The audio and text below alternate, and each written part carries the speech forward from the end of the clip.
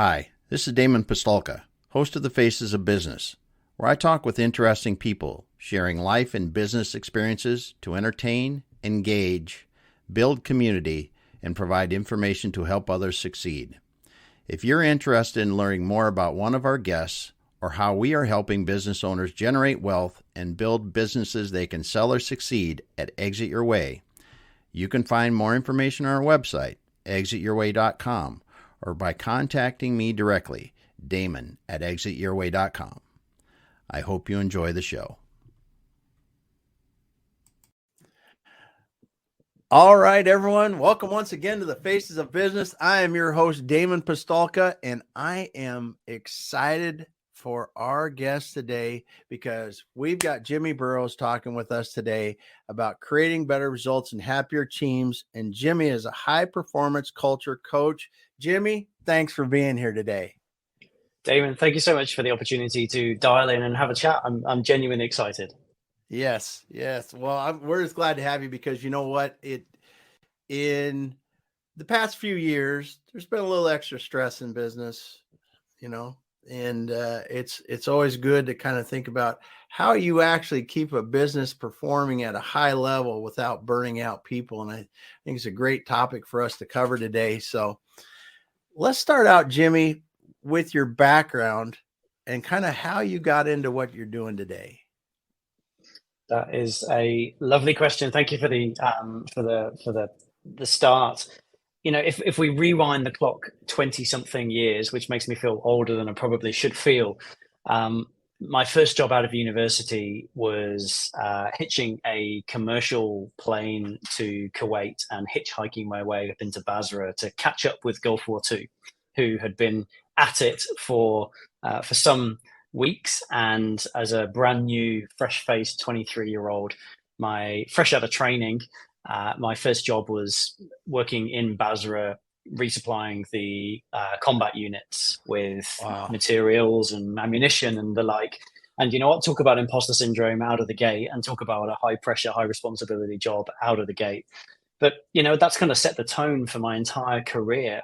That's led to where we are today.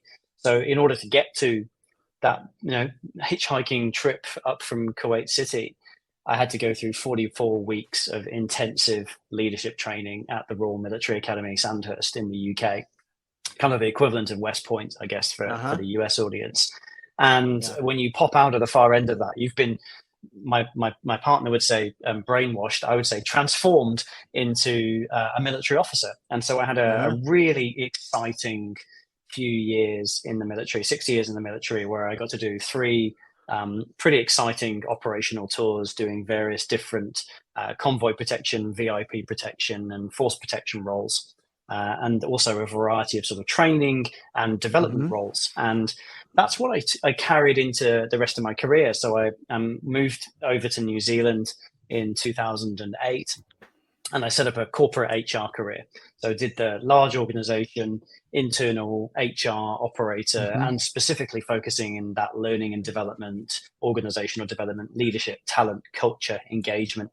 And for me, it was fascinating to see that when leaders were supported, trained, and developed, their teams were generally supported, trained, and developed. And those teams had significantly higher engagement and outperformed those teams that the leader just was either a significantly awesome high performer themselves, a real talent, but didn't know how to convey it to their team, or hadn't done some of the groundwork that got the team to come along.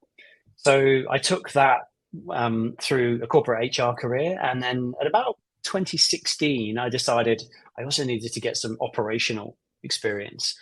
So switched out of HR, took on an 8-figure P&L as a GM, and ran a very complex 26-country business, a team of about 45 people, running this organization.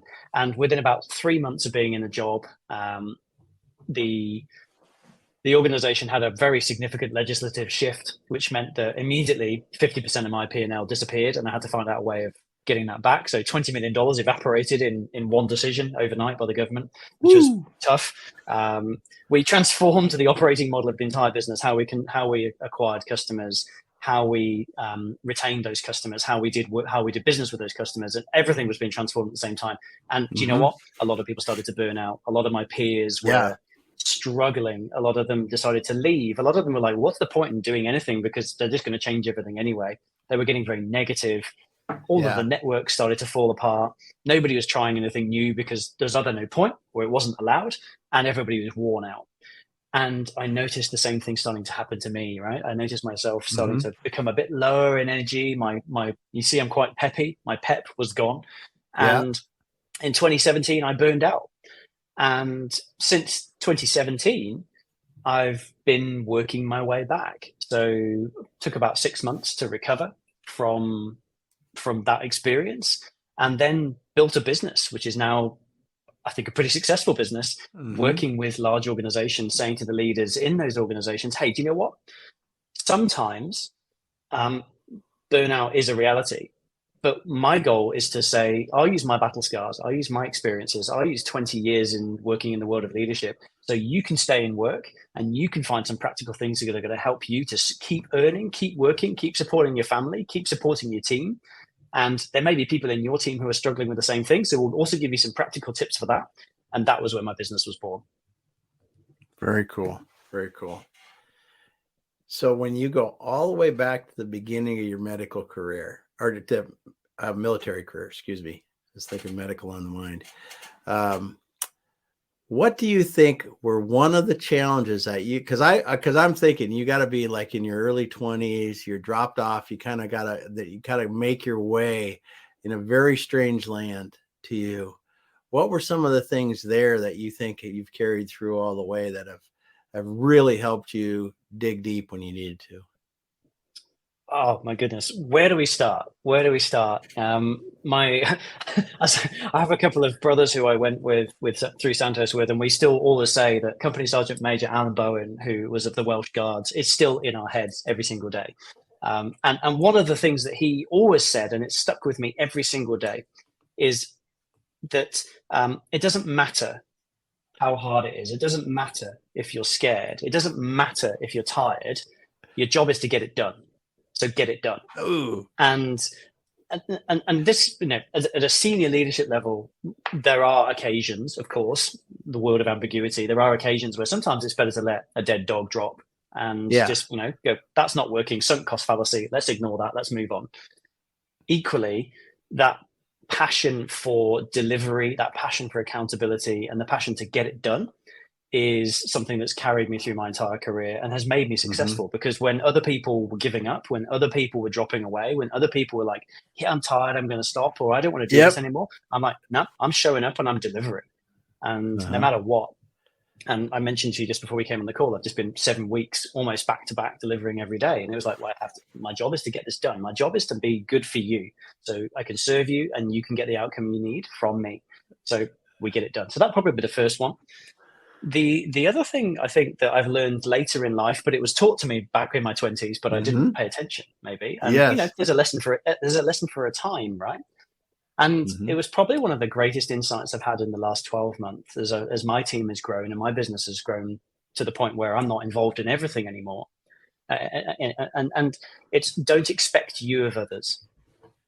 And what does that mean? Well, it's the concept that the reason you're the CEO or the senior leadership team member or the member of the board or whatever it is, whatever level of the organization you're sitting at, you come with a certain level of qualities and experience and drive that puts you here on the ladder. And when you're dealing with somebody who's here on the ladder and they're not performing like you would, well, there's no surprise there, right? Because they're down here.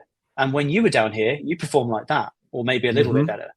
But you can't expect you of others. And so for me, that learning of patience and tolerance and coaching that and we act as a essentially executive advisory service for senior leaders, saying to them, when you're getting frustrated with your team, when you're getting frustrated with people not delivering, are you expecting the same way that you would do it? Or are you asking and coming back to where they are at down here? Are you meeting them here and are you helping them to climb one rung on the ladder and then help them to keep climbing? Because somebody gave you a break, right? Somebody helped you, somebody mentored you. Now it's your turn. Oh, that's so great. And you're meeting them where they're at. And it's funny because we talk about that a lot too. When people are actually scaling their business and they start to bring more people on, you really have to just get away from thinking that I'm going to hire somebody like me. It's going to do the same way I am. And you really have to go, can they do 80% of what I do? As good as 80%? Plenty good. Yeah. Just 100%. don't try to. And I can't remember who said that quote, but I think it was Richard Branson, but I'm not 100% sure. He said, hire people better than you and then get out of their way.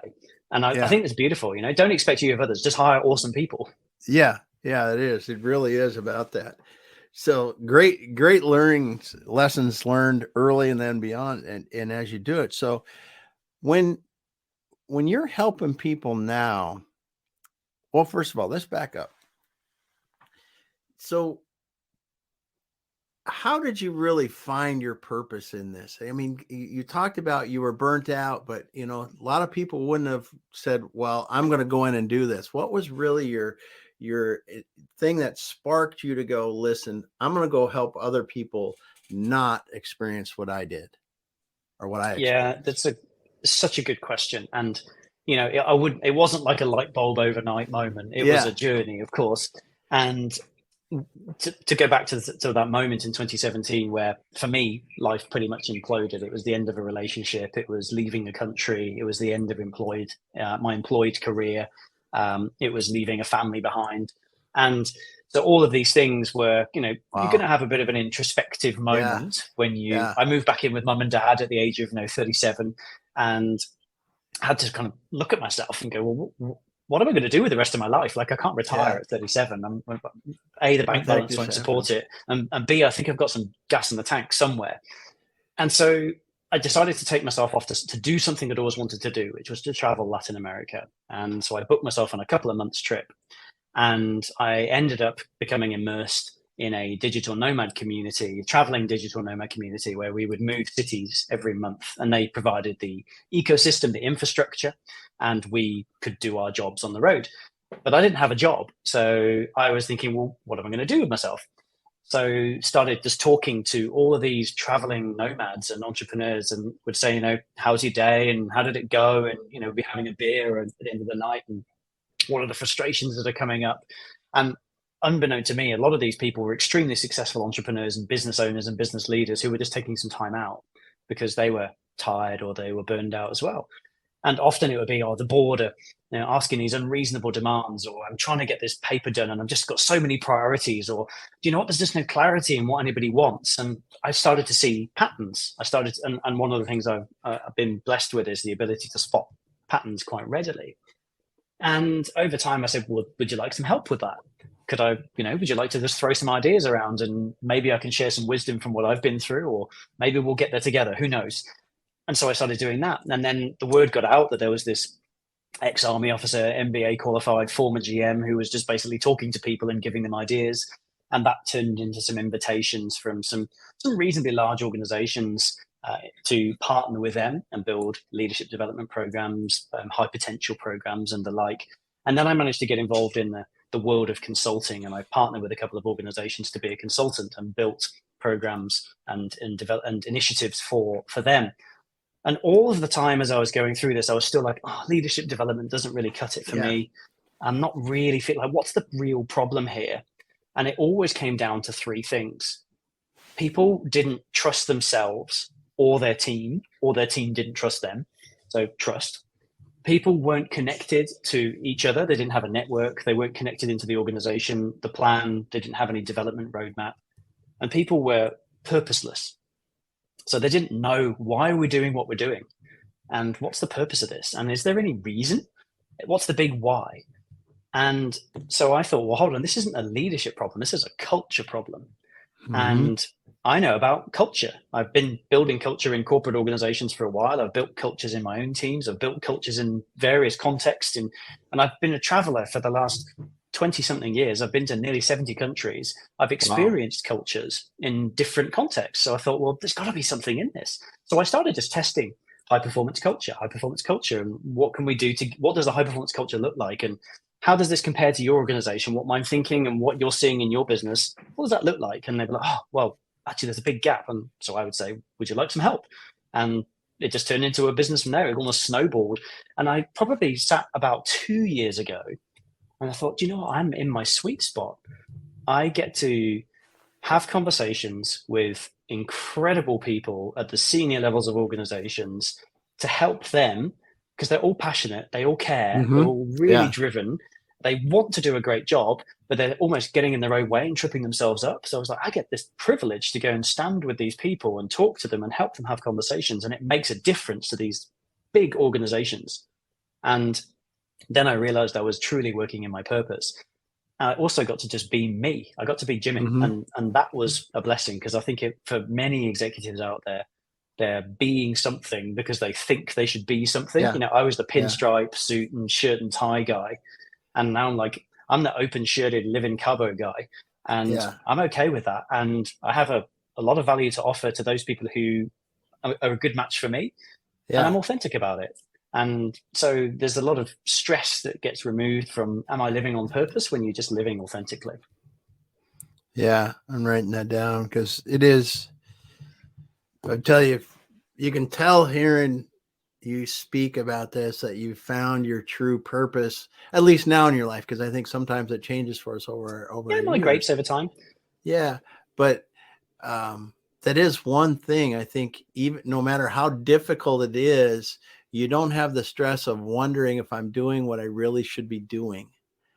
And that's a huge regret that a lot of people live with every single day. A lot of people are hamsters on wheels, or playing whack-a-mole. You know, they're just trying to pay the mortgage or feed their kids or pay the car payment, and they don't love what they do. And I'm lucky, and I try and help other leaders get to the same place where we go, this is almost not work. Like, it is work because you have to do work. Yeah. But it's fun. Like, it's fun to be in a room of executives who are like, oh my God, I never thought of it like that. We should change that. And we're like, cool. So what's that going to look like? Let's do it. And that's exciting, right? Yeah. Yeah, no doubt. It's great hearing you speak like this, because it comes out that you really enjoy what you do. And that's what I like to see. I mean, because a lot of people can do a lot of things, right? But if I'm a heart surgeon and I'm really, my heart's not into it, it's not the right thing. So as you're talking to these high level executives and teams, you're talking to them about beating burnout, and two, we'll talk about your book. Let's talk about your book just for a minute. So your book, sure. Beat Burnout and Ignite Performance. Let's talk about that a little bit. Then I've got a bunch of questions after this. Okay. So essentially, when I was building the Ways of Working program, which you can see down here, I always get that wrong.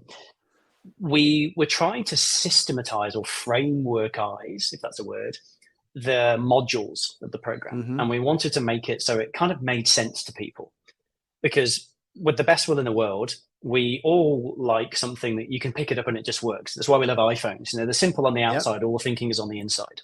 Yeah. And so when you're talking to leaders who are working in a highly VUCA environment, in a really volatile, really uncertain, very complex and extremely ambiguous environment, they just don't have the headspace for complicated stuff. So we were like, well, we want to make this almost commonsensical, to the point where the way we position all the messaging, the way we do all the things is almost so obvious that they go, oh my God, yeah, I can do that. I can't believe I haven't been doing that before. And you're like, cool, so let's go do it. And there's a lot of neuroscience and a lot of deep research and a lot of academia that goes behind all the stuff that we talk about. But on the surface, when we have the facilitated conversations through the program, it's all about, well, I'm just going to plant some seeds or run some wires and turn some light bulbs on in your head.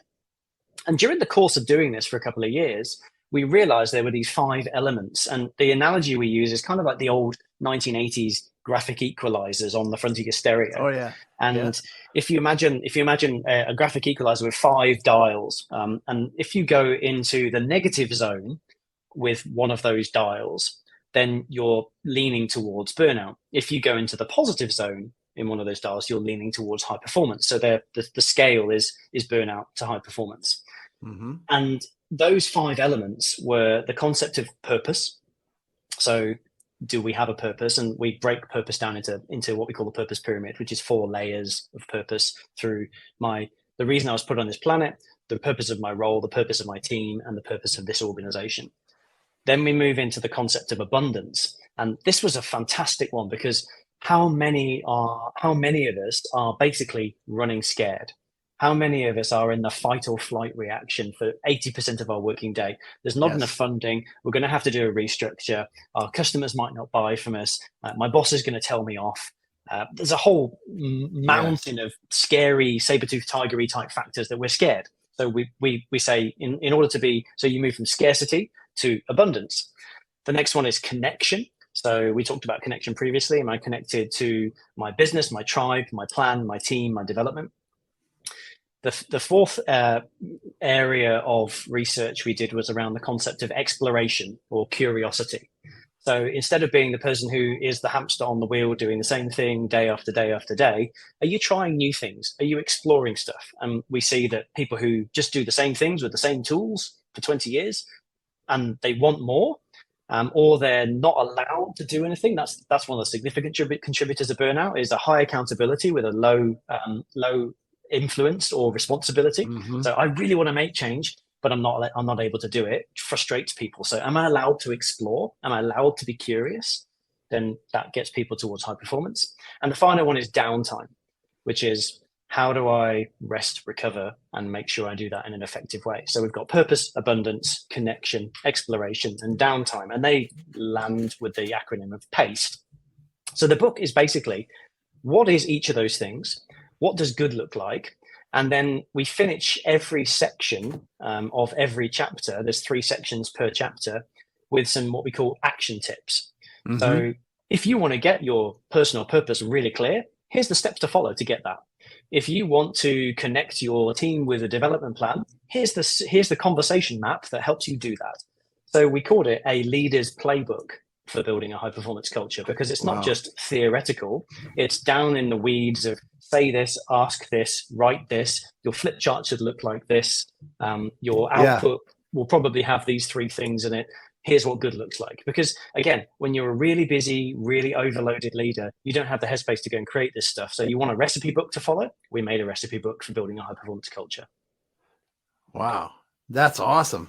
And it's so important too, like you said, to carry it all the way through to the point that not just explain what you want to do, but then give me examples or give me actually the template to use kind of thing. So I can scribble it on a piece of paper while I'm working with my team or whatever. Just so simple that it's, I don't, like you said, I don't have the headspace to learn something new right now. I want to be told what to do. I'll execute it. And then we'll keep going and make it seem obvious, right? So again, all of the practice that we do is around neuroscientific framing and planting of concepts. So everything we do, and the entire book is like a Russian nested doll. So every chapter fits into the next chapter. And you might have noticed that downtime is the last chapter of the book. And we often get challenged on this. Well, surely if people are burning out, signing them off on sick leave or sending them off for a vacation is the solution, right? That people will recover. And that's what we do as a corporate entity in most businesses. It's like, oh, somebody's burned out, just sign them off for 3 months and they'll come back and they'll be okay. And the argument that we always have is if there's a thunderstorm outside and you come in and dry off and then you go back out and it's still raining, you're going to get wet. And the same thing happens with downtime. Somebody's in full burnout. They go on vacation. Nothing has really changed. And they come back. They're going to be burned out again within weeks to months. So we deliberately leave downtime until the end of the book, because what we want to do is start with a foundational element, which is the purpose. And then we nest and build those building blocks towards high performance culture. That's awesome, because I was just in a situation last fall where we were working with a client and people were talking about burnout. And we said, our organization is not structured, and that's what's structured appropriately. And that's what's causing a lot of this, the purpose, the connection, just a lot of things weren't there, like you've discussed. And we purposely didn't go to, like you said, downtime until we took care of some of the other things in that corporation, and it worked. Like you said, it actually curbed a lot of the burnout just by people just having structure in their day and understanding what my purpose is. Like you said, my purpose, my team's purpose, and what we're doing, rather than, what is my purpose. That's a huge thing for people. And 100%. It's the biggest single differentiator is a clear sense of purpose. Because when you have a very clear sense of individual role, team, and organizational purpose, that also then starts to overflow into things like priority decisions, resource allocation decisions, staffing decisions, all of those things. If you haven't got a very clear purpose, and what we normally find is we ask leadership teams now, what's the purpose of this team? And they all write down their answers, and they're all within a couple of degrees of each other, but they're not quite aligned. And so over a period of time, if you and I are 2 degrees apart over time, right, we're going to end up quite a long way apart. Oh yeah. And when it comes down to making that resource decision of, well, should we put funding into this or into this? You and I are going to be fighting over those resources because we both believe that our intention is fully on purpose. But in the reality, we're making slightly different decisions. It's like, putting 10 people in a boat. A couple of them are facing forwards, a couple are facing backwards. 2 of them haven't got oars. Some of them don't even know what a boat is, and then expecting them to be an Oxford to Cambridge, Oxford versus Cambridge high performance rowing team. It doesn't work. Oh, that's awesome. That's awesome.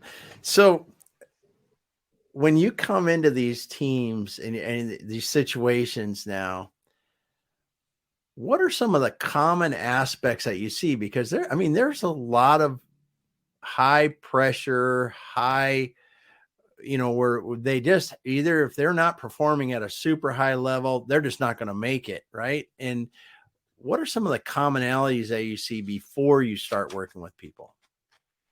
Yeah, great question. And, before I even get to what do I see, I think it's really important to highlight that nearly every business that we work in is full of very passionate, very driven people who genuinely are trying to do their best, but they're just like wading through treacle or they're running into walls. And so, this is not in any sense a form of disrespect to say what we see. This is, hey, we've just seen this a number of times and the patterns are there and we can help. So I would say, the common things we see coming up, high turnover, people are just leaving the business and there's not enough talent in the market to be able to replace them. So you've then got, Bob's covering 3 jobs and Rebecca's covering 5 jobs and people are just working around the clock and sacrificing their weekends and evenings. And it's getting worse and worse. We call it the spiral of death. Because people are just doing more and more and more. The number of priorities that team is working on probably hasn't dropped because we're still catching up from COVID. So we've had to run to keep up through COVID, and we kind of haven't gone back to what we call peacetime leadership. We've stayed in wartime leadership, which is everybody rally together, and that wartime, World War II bunker mentality is stuck with us, and we just keep going in that sense. So we see a lot of that wartime style leadership, crisis leadership still happening. And that's good for a time, but people are tired. We see things that are inappropriate for the post-COVID, post-supply chain crash processes, procedures, reporting, stuff that people don't even know why it's being done anymore. They just do it because it's always been done and somebody once asked for it, so we do that. So we see a lot of superfluous work without real clarity of what can we strip away. And we do a great exercise in our prioritization is what's the purpose of everything you do? And what we normally see is like, I'm really clear on the purpose and what it does. I'm not really clear on the purpose, but I know it's useful. Or somebody once told me to do this, and I'm kind of just sticking with it until somebody says stop. But I'll give up my weekends and I'll give up my evenings to make sure that happens at my own expense. We see those things. We also see siloization is a really big one. So, if those guys over there would just sort themselves out, we could do a good job. We're all trying to work really hard, but those people in that team over there, they're just getting in our way. Or they never talk to us about stuff, or they keep making mistakes, or we never get the report in the right format. We see a lot of that siloization and say, well, why don't you just go and talk to them? And why don't you just sit down and work it through? And put yourself in their shoes and see what they're seeing and find out what's happening for them. And maybe you can come to some common ground or some agreement. So we see siloization.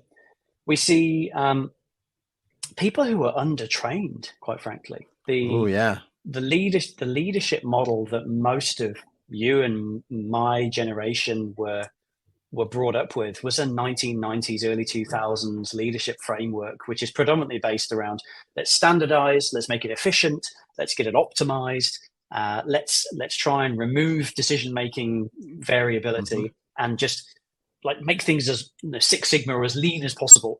And the reality is the world is not operating like that now.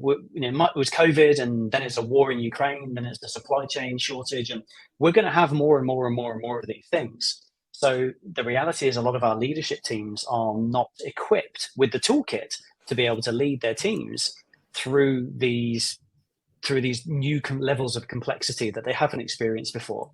They feel like they have to still lead by being the ideas person and the decision maker.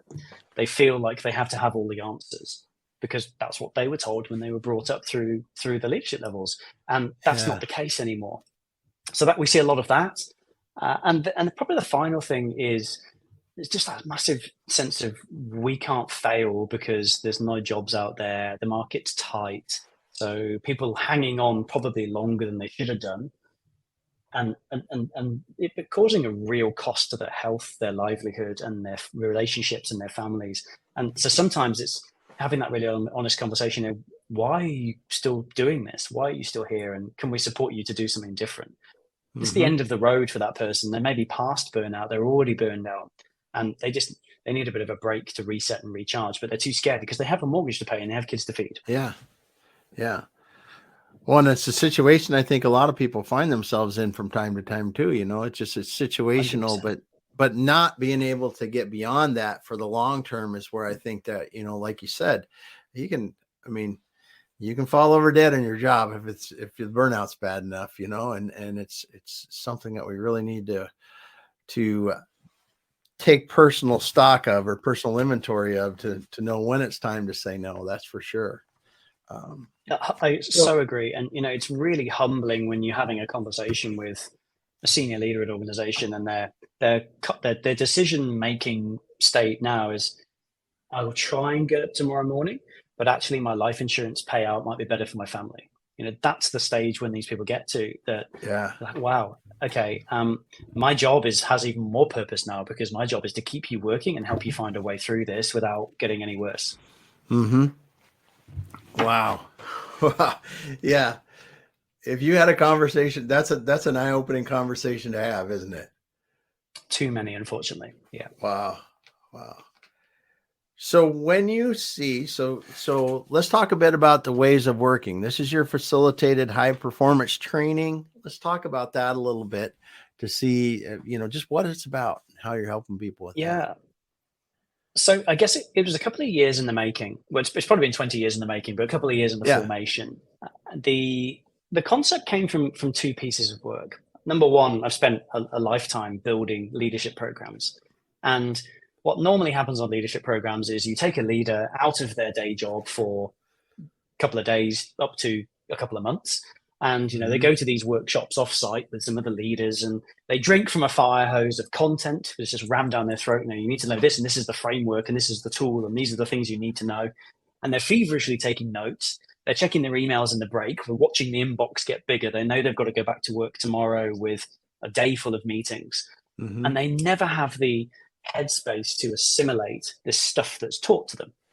So what you normally get is some really great leadership program content, some fantastic operators in the marketplace who are delivering super cool stuff, but the leader doesn't have the ability to take that back to their own team, contextualize it for what are our problems and what are our issues in our team, what's real for us right now, and how do I use some of those things with a bit of support to get a solution. So in my mind, leadership development training is reasonably flawed because that's about 80% of what we see in the marketplace is go and sheep dip people through a course and then send them back to work and expect them to be better leaders. The other piece that we saw from the other end of the scale was high performance team training, which is often run by former sports people and former athletes and it's about setting goals and being uncompromising in the pursuit of reaching those goals. And I'm a kind of a hypocrite in one way, because I was saying it doesn't matter how tired you are, deliver. But the reality is that's the theme of high performing teams programs. And again, to me, there was a bit of a gap, because some of those teams, they don't have the capacity to do those things right now. And actually what they need is to just get off the hamster wheel, to slow down for a day and be a little bit reflective and think and talk. So what we did was we created a program that does two things. It takes the leader and helps them to have those conversations with their team in their team's context.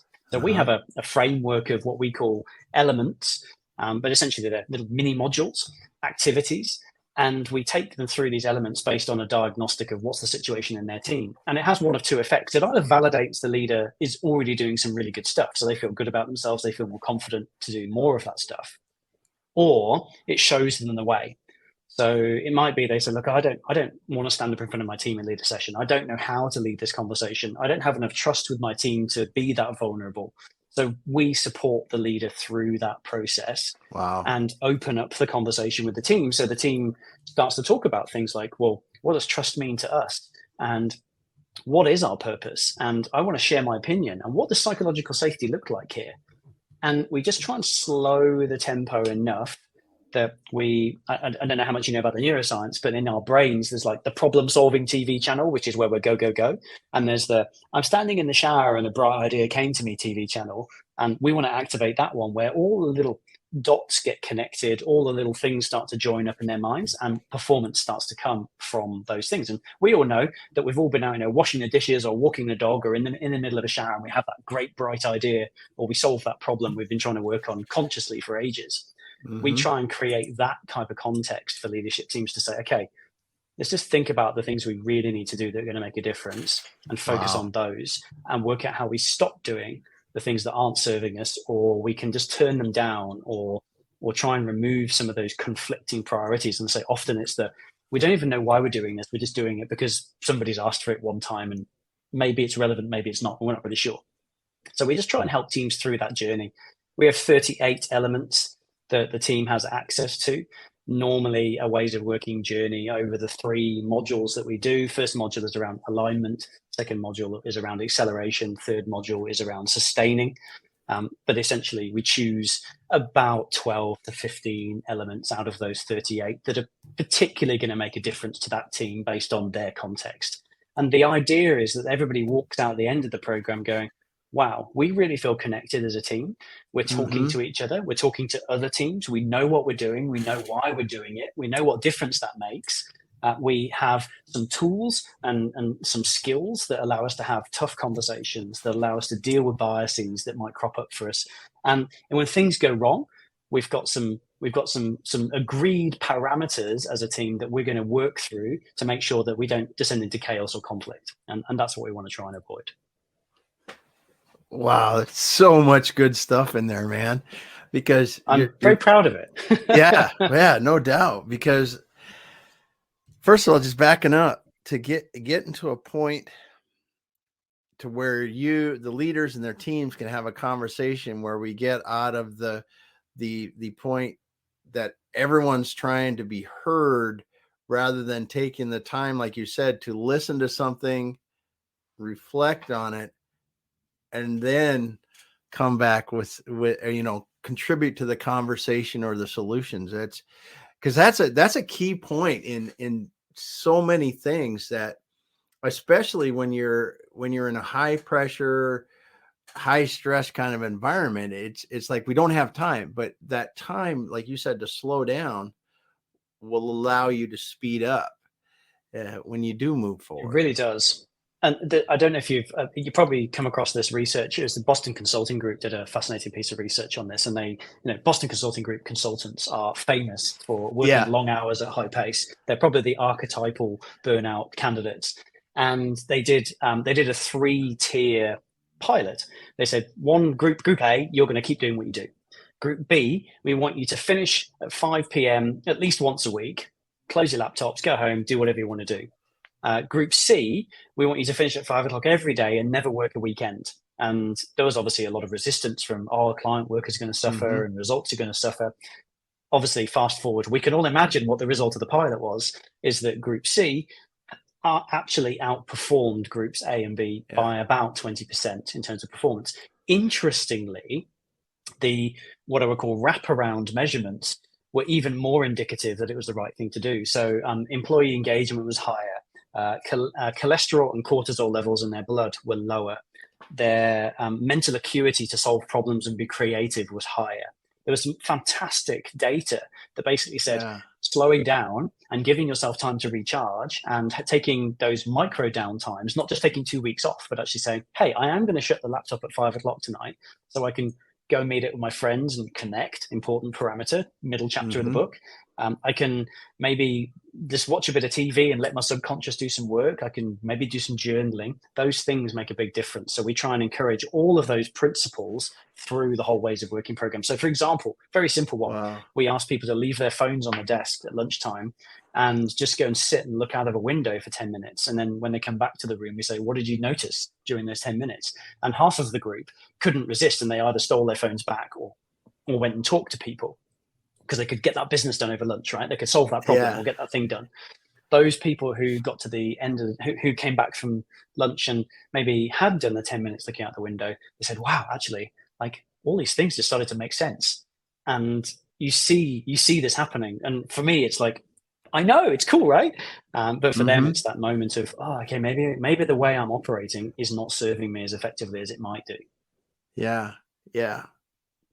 That is so great. That is so great, because like you said, a lot of us are taught in that 90s, 2000s kind of mentality of, you got to grind, you got to grind, you got to do the grind, you got to hustle hard. You got to hustle hard and you got to do that.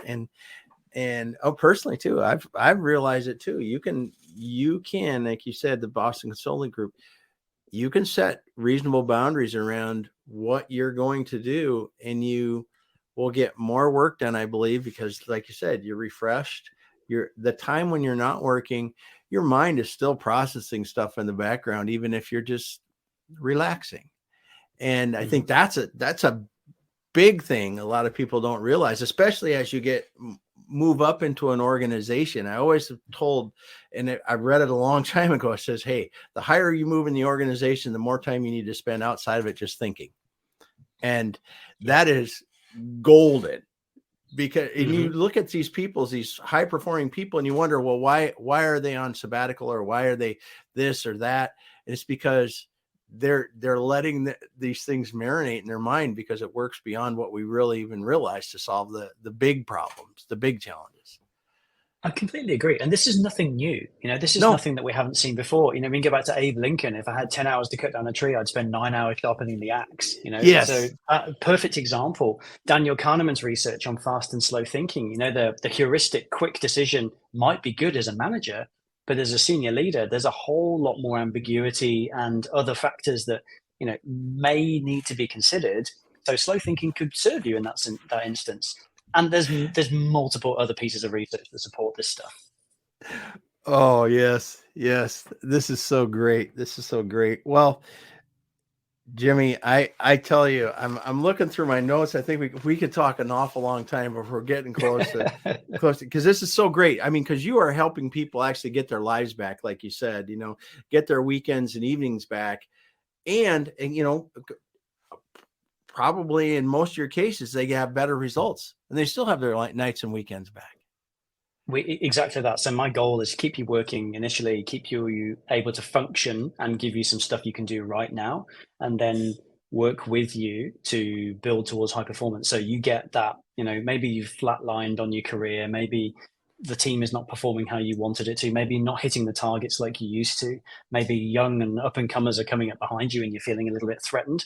My goal is to let go of all that, because we can do some really, really practical, tangible stuff that's going to accelerate your performance and is going to get you that promotion, that bonus, those results that you want, whatever it might be, get you noticed again in your field.